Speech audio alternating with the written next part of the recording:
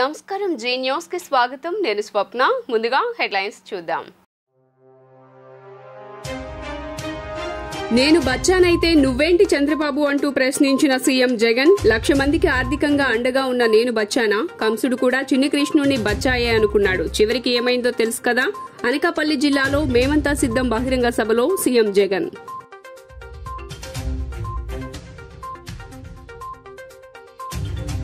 ఆడబిడ్డల్ని ఆర్థిక మంత్రుల్ని చేసే డ్వాక్రా సంఘాలతో సంపాదన వరుసగా తీర్చిదిద్దా చంద్రబాబు ఎన్డీఏ అధికారంలోకి రాగానే ఆడబిడ్డలకు రిజర్వేషన్లు గూడూరులో మహిళలతో ముఖాముఖిలో చంద్రబాబు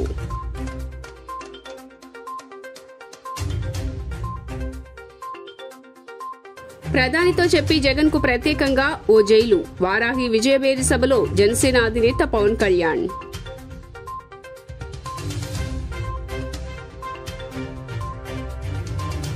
ప్రజల్ని ఓట్లు వేసే యంత్రంలా చూస్తున్నారంటూ జగన్ పై షర్మిల విమర్శలు 4.5 ఏళ్లుగా ఎంపీలు ఎమ్మెల్యేలను కలవని జగన్ ఇప్పుడు ప్రజల ముందుకు వచ్చారంటూ ధ్వజం. ఇక డీటెయిల్స్ చూస్తే అనకాపల్లి సభలో ఎంపీ అభ్యర్థి ముత్యాల నాయుడిని ప్రత్యేకంగా పరిచయం చేశారు సీఎం జగన్. ఇప్పటివరకు జరిగిన మేమంతా సిద్ధం సభల్లో నలుగురిని మాత్రమే స్పెషల్ ఇంట్రడ్యూస్ చేశారు జగన్. ఇక పాలిటిక్స్ గురించి మాట్లాడిన జగన్మోహన్ రెడ్డి చంద్రబాబు తనను బచ్చా అని అంటున్నారని దీంతో కృష్ణుడిని బచ్చా అనుకున్న కంసుడు గుర్తొస్తున్నారని కామెంట్ చేశారు జగన్. హనుమంతుడిని బచ్చా అనుకున్న రావణుడు గుర్తొస్తున్నాడన్నారు. ఓడిపోయే కాలం వచ్చినప్పుడు విలన్లు అందరికీ హీరోలు బచ్చాల్లా కనిపిస్తారన్నారు జగన్. అనకాపల్లిలో జరిగిన మేమంతా సిద్ధం బహిరంగ సభలో ఎంపీ అభ్యర్థి బూడి ముత్యాల నాయుడిని జగన్ ప్రత్యేకంగా పరిచయం చేశారు. ప్రత్యర్థి పార్టీ నుంచి పోటీ చేస్తున్న వ్యక్తి నాన్ లోకల్ అంటూ సెటైర్లు వేశారు. ఇప్పటికే తన కేబినెట్ లో బూడి ముత్యాల నాయుడు ఉప ముఖ్యమంత్రిగా సమర్థవంతంగా బాధ్యతలు నిర్వహించారంటూ ప్రశంసించారు. రానున్న ఎన్నికల్లో కూడా బూడి ముత్యాల నాయుడిని అనకాపల్లి ఎంపీ అభ్యర్థిగా గెలిపిస్తే పార్లమెంట్ కి మంచి జరుగుతుందని అభివృద్ధి జరుగుతుందని తెలిపారు సీఎం జగన్. ఇప్పటివరకు జరిగిన మేమంతా సిద్ధం సభల్లో సీఎం జగన్ ముగ్గురిని స్పెషల్ గా పరిచయం చేశారు. మొదట కుప్పంలో వైసీపీ అభ్యర్థి భరత్ ని గెలిపిస్తే తన కేబినెట్ లో మంత్రిగా చేస్తానని అక్కడి ప్రజలకు హామీ ఇచ్చారు. అలాగే మంగళగిరిలోనూ వైసీపీ అభ్యర్థిని గెలిపిస్తే మంత్రిగా చేస్తానన్నారు. మొన్న జరిగిన కాకినాడ సభలో పిఠాపురం అభ్యర్థిని వంగా గీతను సైతం స్పెషల్ పరిచయం చేశారు జగన్. లోకల్ గా స్టార్ కావాలో ఆలోచించాలన్నారు జగన్. బాబు చంద్రబాబు ఆ ఉక్రోషంతో నా మీద రాళ్లు వేయమంటా ఉన్నాడు, నన్ను దగ్ధం చేస్తానంటున్నాడు. ఇది చంద్రబాబు దత్తపుత్రుడుల వాళ్ళ వదినమ్మల ఎజెండా. దోచుకున్నది పంచుకోవటానికి కాక ఇది బాబు కూటమి ఏకైక ఎజెండా. దీనికోసం వాళ్ళకి అధికారం కావాలట, దీనికోసం అధికారాలు కావాలట. జగన్ను కొట్టడానికి, జగన్కు హాని చేయడానికి, రాష్ట్రాన్ని దోచుకోవడానికి, దోచుకున్నది పంచుకోవడానికి, దీనికోసం వాళ్లకు అధికారం కావాలట. ఇంకా ఏమంటున్నారో తెలుసా వీళ్ళంతా? ఈ మధ్య బాబు ఏమంటున్నాడంటే జగన్ ఒక బచ్చా అంటున్నాడు. జగన్ ఒక బచ్చా అని కూడా అంటా ఉన్నాడు. ఇలాంటి మాటలు వింటుంటేనే నాకు కొన్ని మాటలు గుర్తుకొస్తాయి. కృష్ణుడిని బచ్చా అనుకున్న కంసుడు పూతన కాలింది. ఇప్పుడు బాబు వాన్ మీద నిలబడిన ముగ్గురు మాదిరిగా ఈరోజు గుర్తుకొస్తా ఉన్నారు.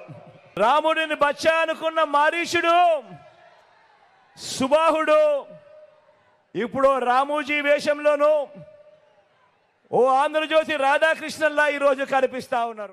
సీఎం జగన్ కు దళితులంటే చులకన అని అందుకే సొంత పార్టీ ఎమ్మెల్యే ఆదిమూలం ఎంపీ వరప్రసాద్ రావులను సైతం చిన్నచూపు చూశారని తెదేపా అధినేత చంద్రబాబు ధ్వజమెత్తారు. వైకాపాలోని దళిత ప్రజాప్రతినిధులపైన పెత్తందారీతనమే రాజ్యమేలిందని మండిపడ్డారు. జగన్ 5 ఏళ్ల పాలనలో దళితులపై 6,000 కేసులు నమోదయ్యాయి, 180 మంది చనిపోయారని గుర్తు చేశారు.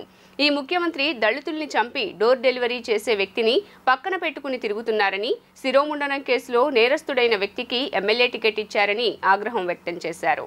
శ్రీ పొట్టి శ్రీరాములు నెల్లూరు జిల్లా సర్వేపల్లి నియోజకవర్గం పొదలకూరు, తిరుపతి జిల్లా సత్యవేడులో నిన్న నిర్వహించిన ప్రజాగళం సభలో చంద్రబాబు వైకాపా ప్రభుత్వం జగన్ దోపిడీ దౌర్జన్యాలపై ధ్వజమెత్తారు. పుంగనూరులో ఉండే పెద్దారెడ్డికి సత్యవేడులో ఏం పని అంటూ ప్రశ్నిస్తూ ఆదిమూలం జగన్ రెడ్డికే ఎదురెళ్లారన్నారు. ఎంపీ వరప్రసాదరావును విద్యావంతుడని కూడా చూడకుండా ఇబ్బందులు పెట్టారన్నారు. పుంగనూరు పెద్ద తలకాయ పెద్దిరెడ్డి సత్యవేడులో పెత్తనం చేస్తూ ఇక్కడి ఇసుక, గ్రావెల్ అక్రమంగా దోచుకున్నారని గుర్తు చేశారు. జగన్ దుర్మార్గాలను ఎదిరించిన ఆదిమూలం వరప్రసాదరావులను సర్వేపల్లిలో తెదేపా అభ్యర్థి సోమిరెడ్డి చంద్రమోహన్ రెడ్డిని అత్యధిక మెజారిటీతో గెలిపించాలని పిలుపునిచ్చారు. తన పాలనలో ఉప ప్రణాళిక విదేశీ విద్య అమలు చేసి దళితుల జీవితాల్లో వెలుగులు నింపానన్నారు. నేడు విదేశీ విద్యా పథకం పేరు మార్చి అర్హులకు లబ్ధి చేకూరకుండా చేశారన్నారు. బ్యాక్లాగ్ పోస్టులు, అంబేద్కర్ స్టడీ సెంటర్లు నామరూపాలు లేకుండా చేశారని ప్రస్తావించారు. రాష్ట్రంలో సంక్షేమ పథకాలకు ఎన్టీఆర్ నాంది పలికితే తాను అభివృద్ధికి జోడించి రాష్ట్రాన్ని ముందుకు తీసుకువెళ్లానన్నారు. ఇది దోచుకొని చూస్తే ఒక కేజీఎఫ్ కాకాని కేజీఎఫ్ ద్వారా 200 కోట్ల రూపాయలు మొత్తం 1000 కోట్లు సంపాదించారు. రేపు వస్తాడు 100 కోట్లు ఖర్చు పెడతాడు, ఓటుకు 10,000 ఇస్తాడు. మీరు కానుంటే పూర్తిగా తాగిస్తాడు. క్వార్టర్ బాటిల్ 1000 కాదయా 10,000 ఇస్తాడు, ఇంకా ఎక్కువ ఇస్తాడు. మీ దగ్గర డబ్బులు కొని డబ్బులతో ఓట్లు కొని మళ్ళా మీ ఆస్తుల్ని మీ అవకాశాలని దోచుకునే దుర్మార్గులు వస్తున్నారు. కానీ చంద్రమోహన్ రెడ్డి గారి దగ్గర అంత డబ్బులు లేవు, అలిసిపోయాడు, ఉన్న ఆస్తులను నమ్మాడు, 4 సార్లు ఓడిపోయాడు. అయినా కూడా పట్టు వదలని విక్రమార్కుడుగా ఇప్పుడు మీ ముందుకు వస్తున్నాడు. పార్టీ కోసం పోరాడాడు, వీరోచితంగా ముందుకు పోయాడు, కష్టకాలంలో పార్టీకి అండగా ఉన్నాడు. అందుకే నాకు మీ మీద నమ్మకంతో ఈసారి చంద్రమోహన్ రెడ్డి గారిని అభ్యర్థిగా పెట్టాను. నేను సర్వేలు చూశాను, ఐవీఆర్ఎస్ చేశాను, ప్రజాభిప్రాయం చూశాను. దుర్మార్గుడికి ఇక్కడ భయపడుతున్నారు కానీ ఎవరు ఢీకొంటారంటే చంద్రమోహన్ రెడ్డి ఒక్కడే ఢీకొంటారని మీ అందరూ చెప్పారు. బాగుంది, అందుకే నేను మిమ్మల్ని నమ్మా. అందుకే సీటు కూడా చంద్రమోహన్ రెడ్డి సమర్థుడని ఇచ్చా. ఇప్పుడు మీ బాధ్యత మీకు గుర్తుందా అని అడుగుతున్నా. యువత భవిష్యత్తుకు బంగారు బాటలు వేయాలని ఉభయ గోదావరి జిల్లాలో జనసేన పార్టీకి 27% మించి ఓటు బలం ఉన్నా ఎక్కడ నెగ్గాలో కాదు ఎక్కడ తగ్గాలో అని ఆలోచించానని జనసేన అధినేత పవన్ కళ్యాణ్ అన్నారు. వైకాపా ఫ్యాన్ కు సౌండ్ ఎక్కువ గాలి తక్కువ అని విమర్శించారు. వచ్చే ఎన్నికల్లో దేశం రాష్ట్రంలో ఎన్డీఏ కూటమి అఖండ మెజారిటీతో గెలుస్తుందన్నారు.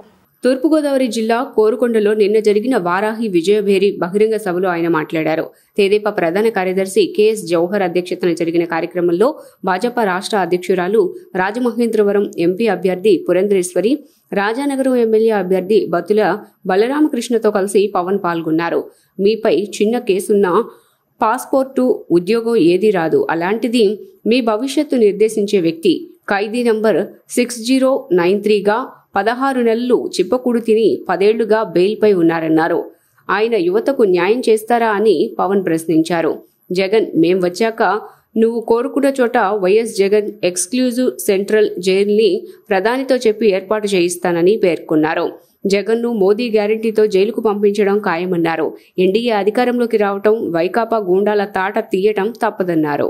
మీకు ఒక పాస్పోర్ట్ రావాలి అంటే పోలీస్ వెరిఫికేషన్ ఉండాలి. మీ మీద పోలీస్ కేసు ఉంటే మీకు ఉద్యోగాలు ఇవ్వరు. పాస్పోర్ట్ రావాలంటే పాస్పోర్ట్ రాదు. మీకు చిన్నపాటి కేసు ఉంటే విదేశాలకు వెళ్ళనివ్వరు ఒకవేళ పాస్పోర్ట్ ఉన్నా. అలాంటిది మిమ్మల్ని మీ భవిష్యత్తుని నిర్దేశించే వ్యక్తి 5 సంవత్సరాలుగా బెయిల్ మీద ఉన్నాడు. 5 సంవత్సరాలు ఖైదీ నెంబర్ 6093 మీ ముఖ్యమంత్రి. 38 కేసులు, 38 అవార్డులు లాగా 38 కేసులు. 16 నెలలు చెంచల్ కూడా చెల్లపల్లి జైల్లో చెప్పకూడదన్న వ్యక్తి మనకి నీతులు బోధిస్తుంటాడు. వచ్చి జగన్ బతికి ఎలాంటిదంటే ప్రతి శుక్రవారం రాగానే వణుకొస్తా ఉంటుంది, ఈ రోజు ఎలా ఎగ్గొట్టాలి అని. జగన్ మేము వచ్చాక నీకు ఒకటి చెప్తాంలే, నువ్వు ఎక్కడ కోరుకుంటే అక్కడ YS Jagan exclusive central jail ప్రధానమంత్రి గారితో అడిగి మేము పెట్టిస్తాం. ప్రధానమంత్రి గారు ఒకటే చెప్పారు మొన్న, బర్మార్ జిల్లా రాజస్థాన్లో ఒకటే మాట అన్నారు, కరప్ట్ చేసినోడు ఎవడైనా సరే జైలుకి పంపించడం ఖాయం అని. మనం అదే ట్వీట్ చేశారు. మీరు కరప్షన్ చేశారు జగన్, వైసీపీ నాయకులు. మోడీకి గ్యారంటీ అని చెప్పారు మోడీ గారు. మోడీ గ్యారంటీ. తప్పులు చేశారు, మీరు అరాచకాలు చేశారు, అవినీతి చేశారు. మిమ్మల్ని మోడీ గ్యారంటీతో జైలుకి పంపించడం ఖాయం. తెలుగుదేశం పురంధేశ్వరి గారి మనందరి ఆంధ్ర రాష్ట్రానికి తెలుగుతనానికి ప్రపంచ వ్యాప్తంగా గుర్తింపు తెచ్చిన శ్రీ నందమూరి తారక రామారావు గారు ఏ రోజు కూడా ఆయనతో కూడా అందరూ సినిమా హీరోలు ఎవరు కూడా ఆయనతో సహకరించాల. కొంతమంది కాంగ్రెస్ లో కూడా ఉన్నారు. కృష్ణ గారు కాంగ్రెస్ లో ఉన్నారు, కోట శ్రీనివాసరావు గారు వేరే పార్టీలో ఉన్నారు. ఎన్టీ రామారావు గారిని విమర్శించేవాళ్ళు. ఏ రోజున ఎన్టీ రామారావు గారు ఎప్పుడు కూడా కృష్ణ గారిని ఒక్క మాట అనలా. అది ఎన్టీ రామారావు గారి సంస్కారం. అలాగే తెలుగుదేశం పార్టీ కూడా నేను విభేదాలు ఉన్నా కానీ నన్ను ఎప్పుడు వ్యక్తిగతంగా కూర్చోబెట్టి నా సినిమాలను ఎప్పుడు ఆపల. సీఎం జగన్ ప్రజల్ని ఓటు వేసే యంత్రాల్లా చూస్తున్నారు. అందుకే కనీసం వారి పార్టీ ఎంపీలు ఎమ్మెల్యేలను కూడా కలవకుండా 4.5 ఏళ్లు నిద్రపోయి ఎన్నికల సమయం ఇప్పుడు ప్రజల ముందుకు వచ్చారని ఏపీసీసీ అధ్యక్షురాలు వైఎస్ షర్మిల ధ్వజమెత్తారు. కర్నూలు జిల్లా కోడుమూరులో నిర్వహించిన బహిరంగ సభలో ఆమె ప్రసంగించారు. మద్య నిషేధం చేయకుంటే ఓట్లు అడగనన్న జగన్ ఇప్పుడు మేమంతా సిద్ధం అంటూ వస్తున్నారని ఎద్దేవా చేశారు. 23,000 ఉపాధ్యాయ పోస్టులు ఖాళీగా ఉన్నాయని గత ఎన్నికల సమయంలో చెప్పిన జగన్మోహన్ రెడ్డి అధికారంలోకి వచ్చిన తర్వాత ఒక్క ఉద్యోగాన్ని కూడా భర్తీ చేయలేదని మండిపడ్డారు. 4.5 సంవత్సరం నిద్రపోయాడు. ఎప్పుడూ ప్రజల ముందుకు రాలేదు. ఇప్పుడు ఎలక్షన్లు వచ్చాయని సిద్ధమని ఇప్పుడు మీ ముందుకు వచ్చాడు. ఇంతకుముందు ఎప్పుడైనా వచ్చారా? ఇంతకుముందు ఎప్పుడైనా కనిపించారా? ఇప్పుడు బయలుదేరి వచ్చారు అంటే మీ ఓట్లతో కాకుంటే మిమ్మల్ని ఓట్లేసే యంత్రాలుగా చూడడం కాకపోతే మిమ్మల్ని మనుషుల్లా చూస్తున్నాడా జగన్మోహన్ రెడ్డి గారు? పూర్తి మద్యపాన నిషేధం అని చెప్పారు. మేనిఫెస్టోలో పెడుతున్నాను అని చెప్పారు. మేనిఫెస్టో అంటే నాకు బైబిల్తో సమానం, ఖురాన్తో సమానం, భగవద్గీతతో సమానం అని చెప్పారు. అయిందా మద్యపాన నిషేధం? మద్యపాన నిషేధం అవ్వలేదు. కానీ ఈరోజు సర్కారే జగన్మోహన్ రెడ్డి గారే మద్యం అమ్ముతున్నారు కదా. వాళ్ళు ఏది అమ్ముతే అదే కొనాలట. భూమట నాసి రకం మందు.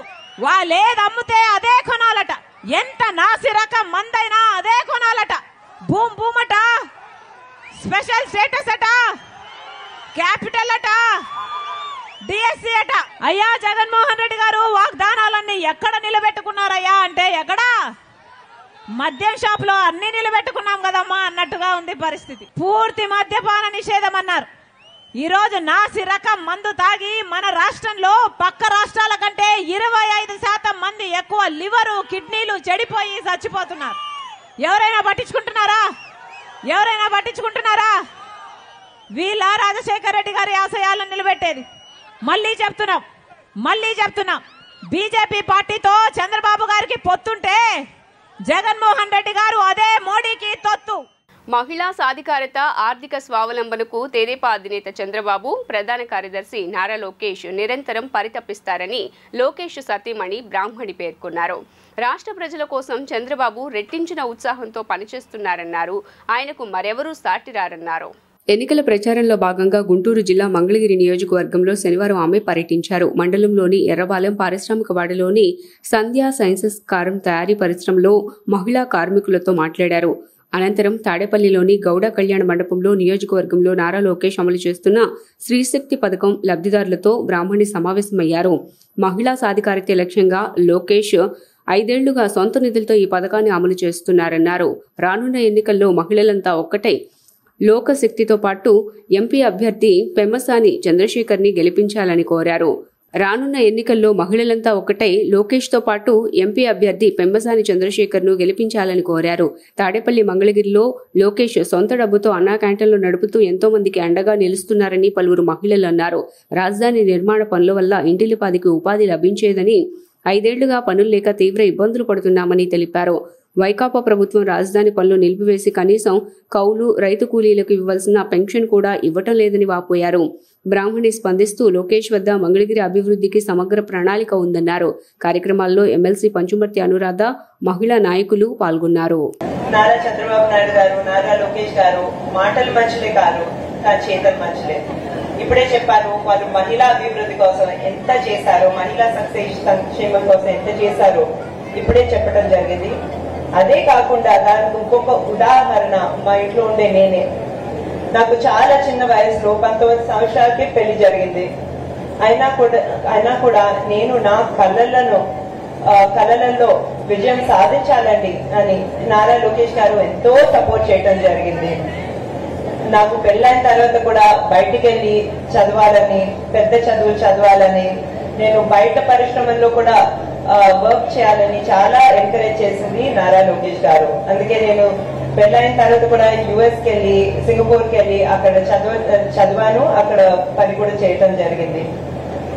అదే కాకుండా ఈనాడు నేను హెరిటేజ్ మా పాల వ్యాపారం సంస్థలో ఎగ్జిక్యూటివ్ డైరెక్టర్ గా ఎఫెక్టివ్ గా ముందుకు వెళ్ళగలుగుతున్నానంటే, అదే కాకుండా మన Basava Tarakam Indo American cancer hospital చాలా మందికి తెలిసిందే. ఆ హాస్పిటల్ ద్వారా, ఎన్టీఆర్ ట్రస్ట్ ద్వారా సేవా కార్యక్రమాలు చేయగలుగుతున్నానంటే అది కేవలం నారా లోకేష్ గారి సపోర్ట్ వల్లనే. ఇదే కాకుండా నాకన్నా ముందు నారా లోకేష్ గారు హెరిటేజ్ సంస్థలో పనిచేశారు. మా ఇద్దరికి మహిళా సంక్షేమం ఎందుకు ముఖ్యం అంటే, హెరిటేజ్ లో మేము చూసాము పాల రైతులు, ఎవరైతే మహిళా రైతులు ఉన్నారో ప్రతిరోజు వాళ్ళ చేతిలోకి ఆదాయం వచ్చేసరికి వాళ్ళ విలువ వాళ్ళ సొసైటీలో ఎంతగా పెరిగిందో అది చూసి మాకు చాలా చాలా సాటిస్ఫాక్షన్ వచ్చింది. ఎలక్షన్ కమిషన్ ఈసారి సాధారణ ఎన్నికల్లో హోమ్ ఓటింగ్ అనే కొత్త విధానాన్ని ప్రవేశపెట్టినట్లు ఎన్టీఆర్ జిల్లా కలెక్టర్, జిల్లా ఎన్నికల అధికారి ఢిల్లీరావు శనివారం వివరించారు. ఈ విధానం ముఖ్యంగా 3 కేటగిరీల వారికి మాత్రమే వర్తిస్తుందన్నారు. 85 సంవత్సరాలు పైబడిన వారికి, 40% బెంచ్ మార్కు గల దివ్యాంగులకు, ఏవీసీఓ ఆబ్సెంటివ్ ఓటింగ్, కోవిడ్ అవుట్ పేషెంట్స్ ఈ ఓటింగ్కి అర్హులన్నారు. గౌరవ election commission of India home voting అనే ఒక కొత్త కాన్సెప్ట్ని ఈ 2024 జనరల్ ఎలక్షన్స్లో ఇవ్వడం జరిగింది. ఇది ముఖ్యంగా ఒక 3 కేటగిరీస్ వాళ్ళకి ఉంటుంది. ఒకటి 85 సంవత్సరాలు నిండినటువంటి సీనియర్ సిటిజన్స్ అంటారు. దెన్ పీడబ్ల్యూడీస్ అంటే వికలాంగులు ఎవరైతే ఉన్నారో 40% బెంచ్ మార్కింగ్ ఉండి, అది కూడా రోల్లో వాళ్ళు పీడబ్ల్యూడీగా మార్కింగ్ అయినటువంటి వాళ్ళకి సెకండ్ కేటగిరీ. థర్డ్, ఇప్పుడు ప్రస్తుతానికి అటువంటి ప్రాబ్లం లేదు, ఏవీసీఓ అంటారు, అంటే absentee voting Covid out patients, Covid patients అంటారు. సో థర్డ్ కేటగిరీ ఇప్పుడు లేదు. సో మొదటి 2 కేటగిరీస్కి 85 దాటినటువంటి వాళ్ళు మరియు 40% దాటి వికలాంగుల అనేది సర్టిఫికేట్ ఉండి వాళ్ళు కూడా పీడబ్ల్యూడీ మార్కింగ్ అయినటువంటి వాళ్ళకి మన ఎన్టీఆర్ జిల్లాలో సుమారుగా ఒక 905 మంది, 9,500 మంది ఒక కేటగిరీ కింద ఉన్నారు. ఇంకో కేటగిరీ కింద సుమారు ఒక 13,500 ఉన్నారు. అంటే 2 కలిపి సుమారు ఒక 23,000 అనేటట్టు ఉన్నారు. సో వీరందరికీ కూడా నా యొక్క విన్నపం ఏంటంటే, ఇప్పటికే బూత్ లెవెల్ అధికారులందరికీ కూడా ఫామ్ 12D అనేటువంటి ఇవ్వడం జరిగింది. ఆ 12D మీ అందరికీ కూడా ఇచ్చుంటారు. సో దాంట్లో ఎవరెవరైతే కన్సెంట్ ఉందో, అంటే మీరు 12D మా ఇంటి దగ్గరికే వచ్చి ఓట్ అనేటువంటిది పోస్టల్ బ్యాలెట్ ఇవ్వండి అనుకొని చెప్పేసి మీరు. సీఎం జగన్ పై దాడి కేసులో ట్విస్ట్ నెలకొంది. ఈ కేసులో ఇటీవలే అదుపులోకి తీసుకున్న టీడీపీ నేత దుర్గారావును పోలీసులు వదిలిపెట్టారు. కేసుతో ఆయనకు సంబంధం లేదని ప్రాథమిక విచారణలో తేల్చారు. ఈ కేసులో అరెస్ట్ అయిన సతీష్ రిమాండ్ రిపోర్టులో A2 ప్రోద్బలంతోనే దాడి చేసినట్లుగా పోలీసులు పేర్కొనగా, ఇప్పుడు A2 నిందితుడు ఎవరన్న దానిపైన సస్పెన్స్ నెలకొంది. అటు అవసరమైతే దుర్గారావును మళ్లీ పిలుస్తామని పోలీసులు తెలిపారు. సెంట్రల్ టీ క్యాంటీన్ దగ్గర బండి ఆపుకొని దాని మీద నిలబడ్డాను, కూర్చున్నాను. నేను కూర్చుంటే అక్కడికి వచ్చి దుర్గారావు మీరేనా, వేముల దుర్గారావు అని అడిగితే నేనేనండి అంటే, సరే రండి కార్యక్రమం కొంచెం పని ఉంది మాట్లాడేది అంటే, సరే ఎక్కడికి వెళ్ళాలని చెప్తాం ఎక్కడని తీసుకెళ్ళారు పోలీసు వాళ్ళు. తీసుకెళ్ళి ఇంట్రాగేషన్ మొదలు పెట్టారు. దేనికి సార్, దేని విషయం అంటే, జగన్ గారి మీద దాడి జరిగిన విషయం దాని గురించి ఇంట్రాగేషన్ మొదలు పెట్టారు. పోలీసు వారు కూడా మొత్తం అంతా ఎంకరేజ్ మొత్తం మొదలుపెట్టి వాళ్ళకి తెలిసింది ఏంటంటే నేను ఏ తప్పు చేయలేదని వాళ్ళకి కూడా అర్థమైంది.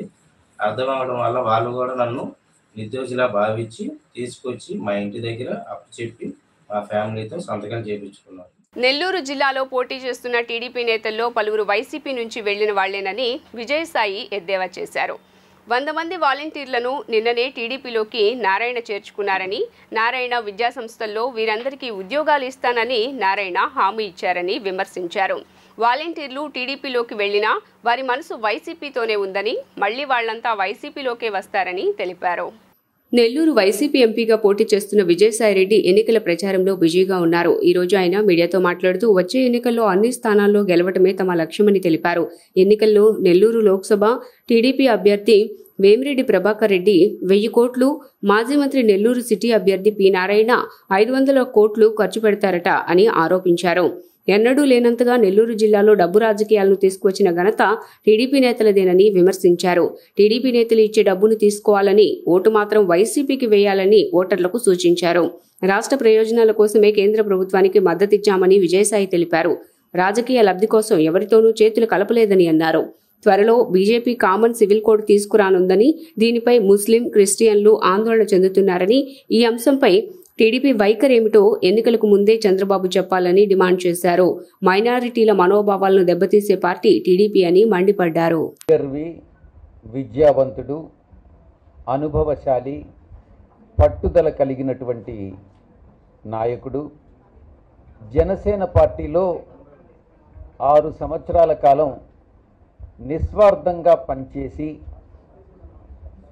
ఆయన అనుభవాన్ని సంపాదించుకొని ఆ రంగరించినటువంటి అనుభవంతో ఈరోజు వైఎస్ఆర్ కాంగ్రెస్ పార్టీలోకి రావడం, ఆయనకి పార్టీలో సముచితమైనటువంటి స్థానం, ప్రభుత్వంలో సముచితమైనటువంటి స్థానం కల్పిస్తానన్నటువంటి హామీ స్వయంగా ముఖ్యమంత్రి గారు ఇచ్చినటువంటి, గౌరవ ముఖ్యమంత్రి గారు ఇచ్చినటువంటి నేపథ్యంలో ఈ పరిణామం అంతా కూడా చాలా శుభ పరిణామంగా మేము భావిస్తూ ఉన్నాం. ఒక రాజకీయ పార్టీలో ఒక జిల్లా అధ్యక్షుడంటే 13 జిల్లాల్లో 13 మంది అధ్యక్షుల్లో ఒకరనంటే పార్టీలోనే ముఖ్యమైనటువంటి నాయకుల్లో 13 మందిలో ఒక నాయకుడు. అటువంటి వ్యక్తి ఒక రాజకీయ పార్టీని వదిలి మన పార్టీకి వచ్చారు అని అంటే ఆ పార్టీ ఎంత బలహీనమైంది, మన పార్టీ ఎంత బలపడింది అన్నటువంటిది చాలా స్పష్టంగా తెలుస్తూ ఉంది. ఆయన్ని పార్టీలో స్వాగతిస్తున్నాం. మేమందరం కూడా కలిసికట్టుగా తిరిగి జగన్మోహన్ రెడ్డి గారిని ముఖ్యమంత్రిని చేసుకోవాలి, మా పార్టీని అధికారంలోకి తెచ్చుకోవాలి, మా యొక్క లక్ష్యం 175కు 175 సాధించాలి, 25కు 25 సాధించాలన్న దిశలో మేము ప్రయాణిస్తామని ఈ సందర్భంగా. అభివృద్ధి అయితే మనకి నెల్లూరులో కూడా బాగా కనపడుతుంది. ఎక్కడ చూసినా కట్టడాలు ఎక్కువైపోయినాయి. భవన నిర్మాణ కార్మికులకి పుష్కలంగా పని దొరుకుతుంది. ప్రతి ఒక్కరు ఈరోజు వాళ్ళు వీళ్ళు లేదని కాదు, అన్ని వర్గాలు, ఆల్మోస్ట్ అన్ని వర్గాలు బాగున్నారు. కేవలం ప్రతిపక్ష నాయకులు కొందరు తప్ప. కానీ ప్రతి ఒక్కరిని కూడా కలుపుకొని వెళ్ళేటట్టు వైసీపీ పార్టీ ఉంటుంది. రాబోయే రోజుల్లో కూడా తప్పకుండా ప్రతి ఒక్కరు ప్రజలు ఆలోచించి ప్రతి ఒక్కరు కూడా మంచి నిర్ణయం తీసుకోవాలి. ఎందుకంటే అంతా బాగున్నప్పుడు ఎందుకు మళ్ళీ మన నెత్తిన తీసుకొని వచ్చి శని పెట్టుకోవటం అన్నట్టు మళ్ళీ చంద్రబాబు నాయుడు అనే జోలికి వెళ్ళొద్దు. ఎందుకంటే నెల్లూరు జిల్లాలో కూడా ఎప్పుడు నుంచో కూడా వైఎస్ఆర్సీపీ పార్టీ, గతంలో కాంగ్రెస్ పార్టీ ఎప్పుడు మనకి ఇది కంచుకోట. గతంలో కూడా 10కి 10 ఉమ్మడి నెల్లూరు జిల్లాలో మనం సీట్లు కైవసం చేసుకున్నాం. రాబోయే రోజుల్లో కూడా ఎన్ని వీలైతే 8, 9, 10 అనేది మాత్రం ప్రతి ఒక్కరు కూడా ప్రయత్నించి గెలిపించుకోవాలా. ఎందుకంటే మనము మన గురించే కాదు ఆలోచించాలి, ప్రతి ఒక్కరు కూడా గురించి ఆలోచించాలి. నేను ఒకటే చెప్తున్నాను, నాకు జనసేన పార్టీలో నేను ఇంత పెట్టిన శ్రమ కానివ్వండి, నా డబ్బులు కానివ్వండి, నా టైం కానివ్వండి, ఏ పార్టీలో పెట్టున్నా కానీ 50% పెట్టున్నా కానీ, సగం పెట్టున్నా కానీ దీనికంటే మంచి గుర్తింపు వచ్చి ఉండేది. అదేవిధంగా టికెట్ కూడా తప్పకుండా వచ్చేది. నాలాంటి వాళ్ళనే జనసేన పార్టీ కాపాడుకోలేకపోవటం అనేది నిజంగా చాలా దారుణం. దానికి ముఖ్యమైన కారణం కూడా చంద్రబాబు నాయుడు గారే. చంద్రబాబు నాయుడు గారి ట్రాప్లో ప్రతి ఒక్కరు కూడా పడిపోయి ఉన్నారు. తప్పకుండా ప్రజలు ఈసారి వచ్చే ఎన్నికల్లో తప్పకుండా మళ్ళీ జగన్మోహన్ రెడ్డి గారిని ముఖ్యమంత్రిని చేసుకోవాలా, ఆంధ్రప్రదేశ్కి మంచి భవిష్యత్తు వచ్చేటట్టు చూడాలని చెప్పి కూడా కోరుకుంటున్నాను. 10వ తరగతి పరీక్షలు రాసిన విద్యార్థులకు బిగ్ అప్డేట్ వచ్చేసింది. సంవత్సరం పాటు ఎంతో కష్టపడి చదివి రాసిన పరీక్షా ఫలితాల విడుదలపై బోర్డ్ ఆఫ్ సెకండరీ ఎడ్యుకేషన్ అధికారులు కీలక నిర్ణయం తీసుకున్నారు. సోమవారం 10వ తరగతి ఫలితాలు విడుదల చేస్తున్నట్లు ప్రకటించారు. 22వ తేదీన ఉదయం 11 గంటలకు 10వ తరగతి ఫలితాలు విడుదల చేస్తున్నట్లు పాఠశాల విద్యాశాఖ కమిషనర్ సురేష్ కుమార్ ఓ ప్రకటనలో పేర్కొన్నారు. ఆంధ్రప్రదేశ్ 10వ తరగతి వార్షిక పరీక్షలకు హాజరైన ఫలితాల కోసం ఎదురుచూస్తున్న విద్యార్థులు వారి తల్లిదండ్రులు ఎంతగానో ఎదురుచూస్తున్న బిగ్ అప్డేట్ వచ్చేసింది. Andhra Pradesh board of secondary education March 18 నుంచి మార్చి 30 వరకు నిర్వహించిన 10వ తరగతి పరీక్షా ఫలితాలు 22వ తేదీ ప్రకటించనున్నారు. ఈ మేరకు సోమవారం ఉదయం 11 గంటలకు 10వ తరగతి ఫలితాలు విడుదల చేయనున్నట్లు పాఠశాల విద్యాశాఖ కమిషనర్ సురేష్ కుమార్ తెలిపారు. రాష్ట్రంలో మార్చి 18 నుంచి మార్చి 30వ తేదీ వరకు జరిగిన 10వ తరగతి పరీక్షలకు దాదాపు 6,30,633 మంది విద్యార్థులు హాజరయ్యారు. 3,473 పరీక్షా కేంద్రాల్లో విద్యార్థులు పరీక్షలు రాశారు. పరీక్షల ప్రక్రియ ముగిసిన వెంటనే అధికారులు మూల్యాంకన ప్రక్రియను ప్రారంభించి ఈ నెల 8వ తేదీనే ముగించారు. మరోసారి జవాబు పత్రాల పరిశీలన, మార్కుల నమోదు, కంప్యూటరీకరణ ప్రక్రియను సైతం ఇప్పటికే పూర్తి చేశారు. ఎస్ఎస్సి బోర్డు అధికారిక వెబ్సైట్లో స్టూడెంట్స్ ఫలితాలను చెక్ చేసుకునేలా అధికారులు ఏర్పాట్లు చేశారు. ఇంద్రకీలాద్రిపై శ్రీ దుర్గా మల్లేశ్వర స్వామివారి బ్రహ్మోత్సవాల్లో భాగంగా ఆది దంపతుల ఊరేగింపు నేత్రపర్వంగా శనివారం నిర్వహించారు. మల్లికార్జున మహామండపం వద్ద అలంకరించిన రావణ వాహనంపై గంగా పార్వతీ సమేత దుర్గా మల్లేశ్వర స్వామివార్ల ఉత్సవమూర్తులను ఉంచి అర్చకులు పూజ చేసి హారతిచ్చారు. దేవస్థాన ఈవో రామారావు కొబ్బరికాయ కొట్టి ఊరేగింపును ప్రారంభించారు.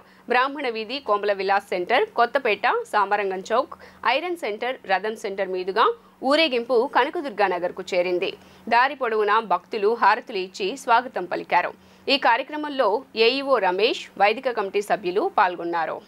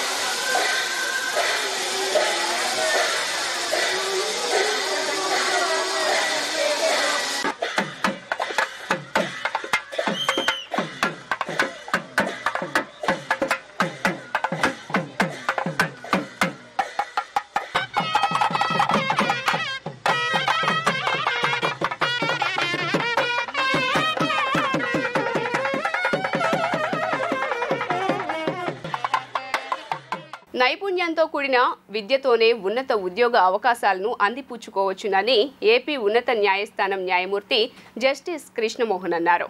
తాడేపల్లి మండలం వడ్డేశ్వరం వద్ద ఉన్న కేఎల్ డీమ్డ్ విశ్వవిద్యాలయంలో ప్రాంగణ ఎంపిక విజయోత్సవ మీట్లో ఆయన ముఖ్య అతిథిగా పాల్గొని మాట్లాడారు. విద్యార్థులు పరిశోధనలపై దృష్టి సారించాలని సూచించారు. వీసీ డాక్టర్ పార్థసారథి వర్మ మాట్లాడుతూ ఈ ఏడాది 3,700 మందికి ఉద్యోగ అవకాశాలు లభించాయన్నారు. ఇందులో 169 మంది అంతర్జాతీయ ఇంటర్న్షిప్ సాధించారన్నారు. 50.57 లక్షల వార్షిక వేతనంతో ఉద్యోగాలు సాధించడం గర్వకారణమన్నారు. అనంతరం కేఎల్ క్యాంపస్ ప్లేస్మెంట్ పోస్టర్ను ఆవిష్కరించారు. అత్యధిక వార్షిక ప్యాకేజీ పొందిన విద్యార్థులకు జ్ఞాపికలు బహూకరించారు. Vice chancellor doctor Venkatram, registrar doctor Subbarao, students విద్యార్థి నైపుణ్యాభివృద్ధి డీన్ డాక్టర్ శ్రీనాథ్, ప్లేస్మెంట్ విభాగం డీన్ డాక్టర్ ఎన్బివి ప్రసాద్ తదితరులు పాల్గొన్నారు. నెంబర్ 1 స్టేజ్కి తీసుకురావడానికి ఆల్మోస్ట్ 20 years నుంచి ఉన్న హిస్టరీ 100% ప్లేస్మెంట్ని రీచ్ అవ్వడం జరిగింది. ఈ ఇయర్ పర్టికులర్గా ఏంటంటే ఈ అచీవ్మెంట్ని సెలబ్రేట్ చేసుకోవడానికి, ఎందుకంటే రెసిషన్ అనేది స్టార్ట్ అయ్యి ఆల్మోస్ట్ 1.5 years అయింది. ఈ రెసిషన్ పీరియడ్లో మేము చాలా ఛాలెంజెస్ ఫేస్ చేయాల్సి వచ్చింది. ఎందుకంటే ప్రతిసారి కూడా విప్రో నుండి, ఇన్ఫోసిస్ నుండి, లేకపోతే యాక్సెంచర్ నుండి కంపెనీస్ అన్నీ కూడా మాకు ఒక 800 మెంబర్స్ను 600 మెంబర్స్ను తీసుకుని ఇవ్వడం జరిగేది. సో ఈ రెసిషన్ పీరియడ్లో ఇండియా వైడ్ యూనివర్సిటీస్లో 100% చేసింది మేము ఫస్ట్ యూనివర్సిటీగా మేము డిక్లేర్ చేయడానికి ఎంతో గర్వకారణంగా ఉన్నాం. అంతేకాకుండా రష్యన్ పీరియడ్లో మేజర్గా ఏమైందంటే సర్వీస్ ఇండస్ట్రీస్ ఇబ్బందిలో పాలైనవి. సర్వీస్ ఇండస్ట్రీస్ అంటే ఎవరైతే ప్రొడక్ట్ బేస్ కాకుండా వాళ్ళు మ్యాన్ పవర్ని సప్లై చేసే ఇండస్ట్రీస్, ఆ సర్వీస్ ఇండస్ట్రీస్లోనే ఎక్కువ నెంబర్ ఆఫ్ జాబ్స్ ఉన్నాయి. వాటిలన్నిటిని వాళ్ళందరూ కూడా ఇయర్ రిక్రూట్మెంట్ చేయకపోవడం వల్ల నెంబర్ ఆఫ్ పీపుల్ని ఆల్ ఓవర్ ఇండియా వైడ్ అనండి, వరల్డ్ వైడ్ అనండి రిక్రూట్మెంట్ ఎక్కువ జరగల. ఇప్పుడు దాన్ని మేము ఆల్రెడీ గెస్ చేసి 2 years బ్యాక్ ఆల్రెడీ ఐడెంటిఫై చేసి మేము ఏం చేసామంటే ప్రతి స్టూడెంట్ని కూడా స్కిల్ అనేది ఇంపార్ట్ చేసి స్కిల్ సెట్స్ని డిఫైన్ చేసి ఏ స్టూడెంట్ని ఏ స్కిల్లో పెట్టాలి అనేది ఐడెంటిఫై చేసి skill based role based placement అనేది చేయడం జరిగింది. I'm very happy to participate today in a career success meet of the year 2024 in this KL University campus. I know this institution grown up in the due course of time, year to year, from 1980 onwards. I am very happy one engineering college became autonomous institution, then became deemed university. Now it became a feather in cap in our state of Andhra Pradesh. So many disciplines are being taught in this campus. Now the Vice Chancellor and other staff, they explained how the students are getting placements in different multinational companies in India and out of India. I am very happy that education imparted to them is practical oriented. With all skill achievements, they are able to face the competition. I was invited as the chief guest today, and I am very happy indeed to see so many proud parents, so many proud children getting placements throughout the world, throughout India. And now that the situation is not really good outside, there is so much of recession, people outside are not getting jobs. There are so many people coming to Hyderabad every day, but then they are returning to their hometowns without jobs. But KL University is totally different. I see that there are so many placements that are happening, almost close to 100% of placements are happening. And then this is not just a proud moment for the children, but also their parents, for whom it is 20 years of their hard work. So I'm really honored to be part of this career success meet here today, and I really congratulate wholeheartedly the entire community, the entire faculty, the staff members, Vice Chancellor, Principal, students, their parents, and all my best wishes are with you. వార్తలు ముగించే ముందు headlines మరోసారి.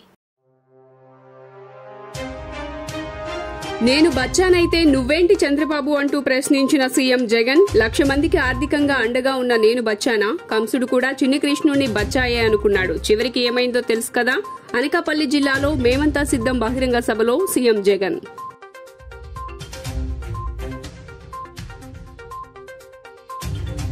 ఆడబిడ్డల్ని ఆర్థిక మంత్రుల్ని చేసే డ్వాక్రా సంఘాలతో సంపాదన వరుసగా తీర్చిదిద్దా చంద్రబాబు.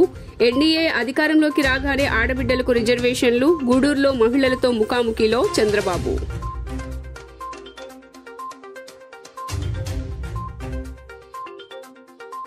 ప్రధానితో చెప్పి జగన్ కు ప్రత్యేకంగా ఓ జైలు, వారాహి విజయబేరి సభలో జనసేన అధినేత పవన్ కళ్యాణ్.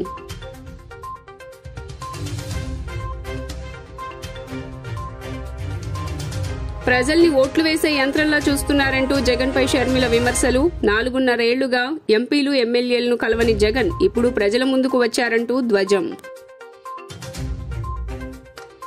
జీ న్యూస్ ఇంతటితో సమాప్తం. తిరిగి వార్తల్లో మళ్ళీ కలుద్దాం. అంతవరకు సెలవు. నమస్కారం.